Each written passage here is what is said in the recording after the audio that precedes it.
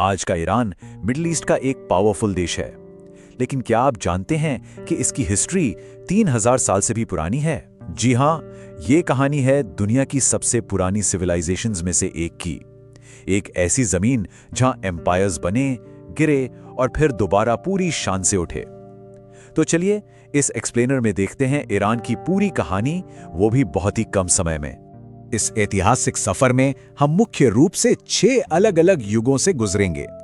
प्राचीन साम्राज्य और शुरुआती आक्रमण, इस्लामी युग और मंगोल तबाही, सफवी साम्राज्य और शिया पहचान, औपनिवेशवाद और पहलवी युग, 1979 की इस्लामी क्रांति और आखिर में आज का आधुनिक ईरान।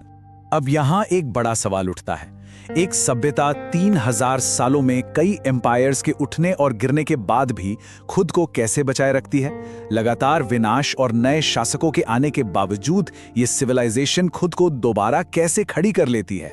चलिए इतिहास की परतों को खोलकर इसका जवाब ढूंढते हैं। तो सबसे पहले बात करते हैं प्राचीन साम्राज्य और उन शुरुआती आक्रमणों की जिन्होंने इस इतिहास की नींव रखी। सब कुछ शुरू हुआ लगभग 3000 BCE में, जब यहाँ ईलमाइट सिविलाइजेशन बसी थी।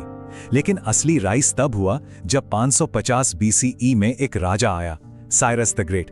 उसने एक बेहद ताकतवर साम्राज्य खड़ा किया, पर जैसा कि हर एम्पायर के साथ होता है, इसका भी डाउनफॉल हुआ। 4वीं सदी BCE में अलेक्जेंडर द ग्रेट यानी सिकंदर महान ने पर्जिया को जीत लिया। सिकंदर के आने से पहले साइरस द ग्रेट ने जो अखेमेनिड एम्पायर बनाया था, वो कोई छोटी मोटी सत्ता नहीं थी, वो उस समय दुनिया का सबसे बड़ा एम्पायर था। जरा सोचकर देखिए, इंडिया से लेकर ग्रीस तक सब कुछ एक ही रूल के अंदर आ गया था। इतनी बड़ी मिलिट्री पावर होने के बावजूद साइरस को आज भी एक और बहुत बड़े कारण से याद किया जाता है। ऐसा माना जाता है कि उसने ह्यूमन राइट्स की पहली डिक्लेरेशन दी थी। अलग अलग संस्कृतियों और धर्मों के प्रति इस तरह की सहनशीलता इतिहास में वाकई एक बहुत बड़ा और अनूठा कदम था। अब हम आगे बढ़ते हैं हमारे दूसरे अहम पड़ाव पर, इस्लामी युग और मंगोल तबाही का वो दौर जहां बड़े नाटकीय आक्रमण हुए। 7वीं सदी में इस जमीन पर एक बहुत बड़ा बदलाव आया। अरब आर्मीज ने पर्शिया को जीत लिया और यहीं से शुरुआत हुई इस्लाम के एरा की। लेकिन इसके कुछ सदियों बाद 13वीं सदी में हिस्ट्री का सबसे डिस्ट्रक्टिव फेज आया। जेंगिस खान और मंगोल्स ने ईरान पर बेहद भयानक आक्रमण किए। शहर के शहर तबाह हो गए और पॉपुलेशन को भारी नुकसान पहुंचा। अरब आक्रमणों के बाद धीरे धीरे ज़ोरोस्ट्रियानिज्म यानी पारसी धर्म की जगह इस्लाम डोमिनेंट हो गया। लेकिन यहाँ एक बहुत इंटरेस्टिंग बात है, इन सब के बावजूद पर्शियन कल्चर खत्म नहीं हुआ, बल्कि अपनी भाषा, कला और साहित्य के जरिए इसने व्यापक इस्लामिक वर्ल्ड को गहराई से शेप किया। देखा जाए तो ये सत्ता का एक तेजी से बदलता चक्र था।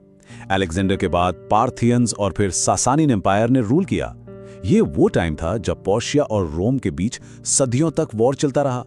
फिर अरब आर्मीज का प्रवेश हुआ और उसके बाद वो विनाशकारी मंगोल्स आए। इतनी भारी उथल-पुथल के बाद भी ईरान की बुनियादी पहचान लगातार बची रही।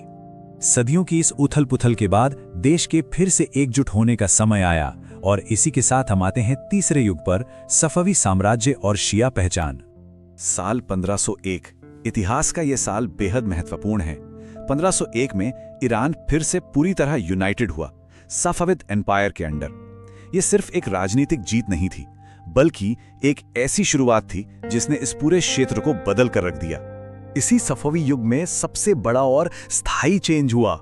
ईरान ऑफिशियली एक शिया मुस्लिम कंट्री बन गया।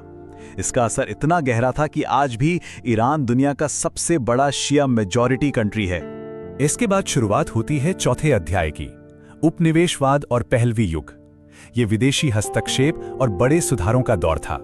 19वीं सदी में आते आते ये महान राष्ट्र काफी वीक हो गया था। रशिया और ब्रिटेन ने इसे बुरी तरह कंट्रोल करना शुरू कर दिया। इकोनॉमी हो या पॉलिटिक्स, सब पर फॉरेन इन्फ्लुएंस हावी था। इसी कमजोरी और अस्थिरता के बीच 1921 में एक मिलिट्री ऑफिसर रेजा शाह ने पावर अपने हाथों में ले ली। सत्ता में आते ही रेजा शाह ने ईरान को मॉडर्न बनाना शुरू किया। इसमें पूरे देश में रेलवेज का निर्माण, एजुकेशन का बड़े पैमाने पर विस्तार और पश्चिमी शैली के संस्थागत बदलाव यानी वेस्टर्न रिफॉर्म्स लागू करना शामिल था। मॉडर्नाइजेशन तो जारी रहा, लेकिन उनके बेटे मोहम्मद रेजा शाह का शासन लगातार ज्यादा अथॉरिटेरियन बनता गया। उन्होंने राजनीतिक विरोधों को कड़ाई से दबाया, जिससे लोगों के अंदर असंतोष और विद्रोह की आग भड़कने लगी। और इसी असंतोष ने जन्म दिया आधुनिक ईरानी इतिहास के सबसे बड़े टर्निंग पॉइंट को, हमारा 5वां युग, 1979 की इस्लामिक क्रांति। 1979 वो साल था जब लोगों ने शाह के खिलाफ पूरी तरह से रिवोल्ट कर दिया। राजशाही का अंत हो गया और एक रिलीजियस लीडर आयतुल्ला खुमैनी ने देश की पावर ले ली। ये केवल एक सत्ता परिवर्तन नहीं था, बल्कि पूरा सिस्टम ही बदल गया था। इस क्रांति के बाद ईरान बन गया एक इस्लामिक रिपब्लिक। ये एक ऐसा नया सिस्टम था जो पूरी तरह इस्लामी कानूनों और सिद्धांतों पर आधारित था, जहां सर्वोच्च धार्मिक नेतृत्व और आधुनिक राज्य प्रशासन का एक अनोखा मिश्रण देखने को मिला। अब हम पहुंचते हैं अपने आखिरी और छठे हिस्से पर, जो बात करता है आधुनिक ईरान और उसके वैश्विक संघर्षों की। इसके बाद के दशकों में ईरान ने कई बड़ी चुनौतियां देखीं। 1980 से 1988 तक चला ईरान इराक वॉर, कड़े इकोनॉमिक सैंक्शंस और न्यूक्लियर टेंशंस। आज ईरान एक पावरफुल लेकिन कंट्रोवर्शियल देश है, जहां डेमोक्रेसी और रिलीजन दोनों एक साथ चलते हैं। लेकिन इसके बावजूद घरेलू प्रोटेस्ट्स, रिस्ट्रिक्शंस और ग्लोबल कॉन्फ्लिक्ट्स आज भी लगातार जारी हैं। जरा सोचिए, 3000 साल की हिस्ट्री, काउंटलेस वॉर्स, रेवोल्यूशंस और जाने कितने एम्पायर्स आए और गए, लेकिन इन सब के बीच एक चीज कभी नहीं बदली, और वो है ईरान की आइडेंटिटी। ये एक ऐसी सिविलाइजेशन है जो हर बार टूटती है, बिखरती है, लेकिन अपनी राख से फिर उठ खड़ी होती है। इतिहास के पन्नों से निकली ये कहानी हमें बताती है कि कैसे एक सभ्यता खुद को बचाए रखती है।